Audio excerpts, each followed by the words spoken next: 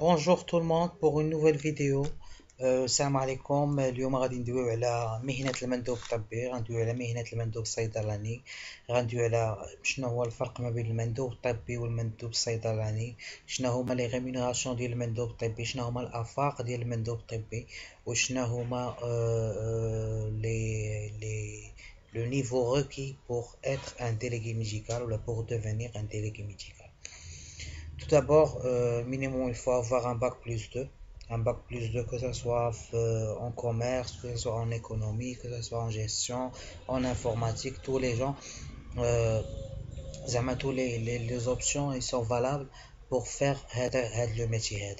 Donc, le métier d'un délégué médical ou délégué médical, c'est quoi? Tout d'abord, un délégué médical, c'est quoi? Un délégué médical, c'est un représentant du laboratoire pharmaceutique. Il représente les produits pharmaceutiques du laboratoire. Il fait la promotion des produits pharmaceutiques afin de convaincre le médecin à prescrire le produit dit le délégué médical. Bien évidemment, dit le laboratoire. Donc, le délégué médical, la principale mission, c'est de convaincre le médecin à prescrire le produit, faire des requêtes et des enquêtes pour les pharmacies pour avoir une idée par rapport aux produits, comment ça se déroule la prescription des produits d'ILO. Donc, tout ça, ça rentre le métier du délégué médical. D'abord, quand tu regardes le délégué médical, par la suite, on le délégué pharmaceutique. Donc, le délégué médical, il a un salaire, un débutant, il va commencer par un salaire de 4000 dirhams, plus les frais, la note de frais, 4 dirhams, 2 dirhams 20 par kilomètre. Donc, par exemple, 100 kilomètres par jour, fois 2 dirhams, ça fait 200 dirhams par jour. Ce qui revient à 4000, 5000, 5500 dirhams par note de frais par mois. À part le salaire et à part la prime trimestrielle ou bien la prime mensuelle, ça dépend, chaque laboratoire a la stratégie marketing. Juste pour comprendre le concept, donc on a un laboratoire pharmaceutique. Le laboratoire pharmaceutique, il fait la fabrication, il fait la production pour développer son chiffre d'affaires. Il a besoin de délégués médicaux et pharmaceutiques. Donc le besoin, il est là. Le besoin, il est présent. Donc le besoin qu'est pour que le laboratoire développe son chiffre d'affaires, il va falloir intervenir les délégués médicaux et pharmaceutiques.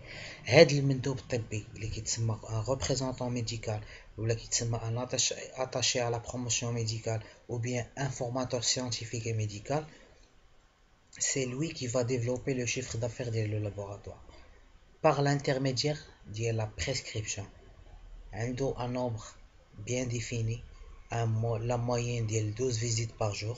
فيها les médecins privés, les cabinets privés et les cabinets et les hospitaliers, bien sûr, les centres de santé et les hôpitaux, et quelques pharmacies à visiter par jour pour faire l'enquête.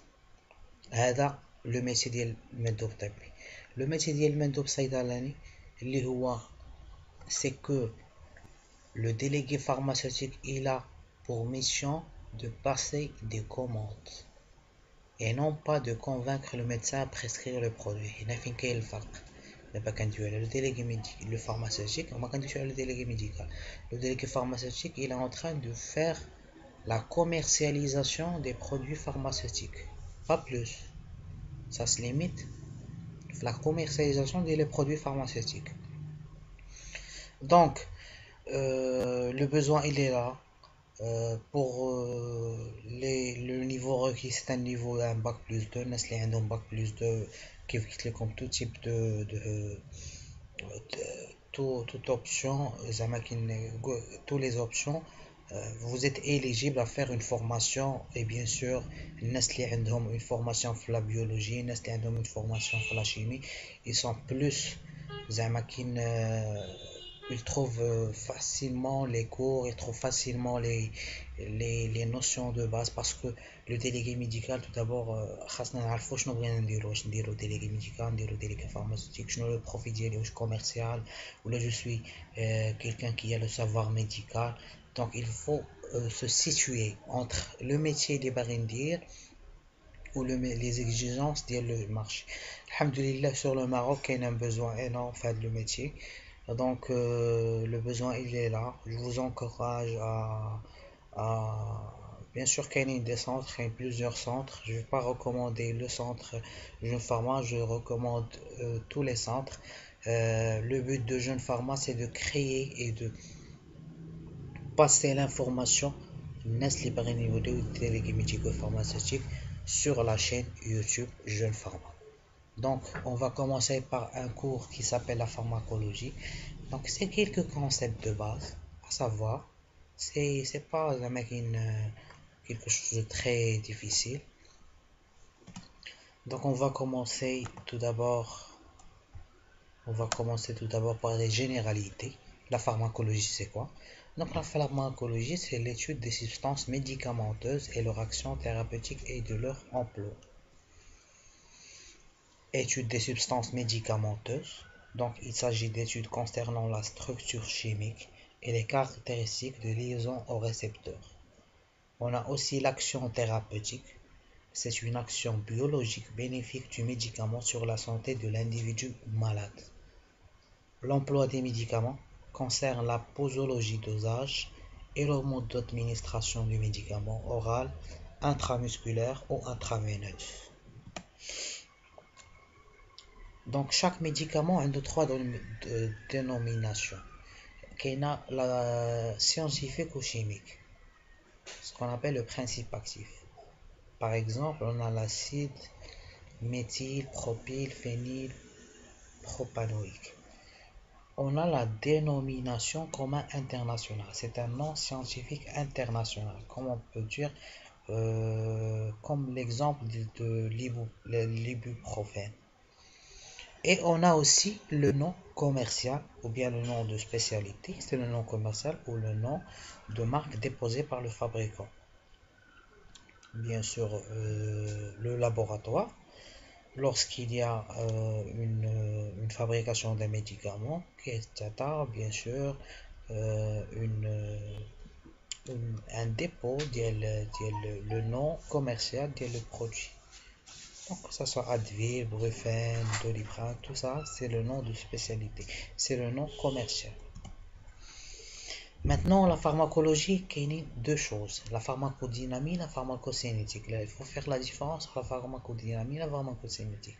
La pharmacodynamie, c'est l'action du médicament sur l'organisme. Je n'aurais dit l'organisme. La pharmacocinétique, c'est l'action de l'organisme sur le médicament. Quel est le feedback de l'organisme par rapport à ce médicament? Donc, les étapes de la genèse d'un effet thérapeutique. Tout d'abord, on a l'exposition au médicament. Systématiquement, on a une réponse thérapeutique, mais ça passe par des étapes. On a la concentration biophase, c'est la pharmacodynamie. On a dit la pharmacodynamie, c'est l'action on va revenir, c'est l'action du médicament sur l'organisme. L'action du médicament sur l'organisme. Et la pharmacocinétique, c'est le contraire. Donc la pharmacocinétique, c'est l'action de l'organisme sur le médicament. Et la pharmacodynamie, c'est l'action du médicament sur l'organisme. Donc, la pharmacocinétique, elle a plusieurs étapes. On a tout d'abord l'absorption. L'absorption, elle se fait au niveau de l'intestin. Par la suite, on a une concentration du médicament, la concentration plasmatique. On a la distribution et par la suite, on a l'élimination. C'est ce qu'on appelle la pharmacocinétique.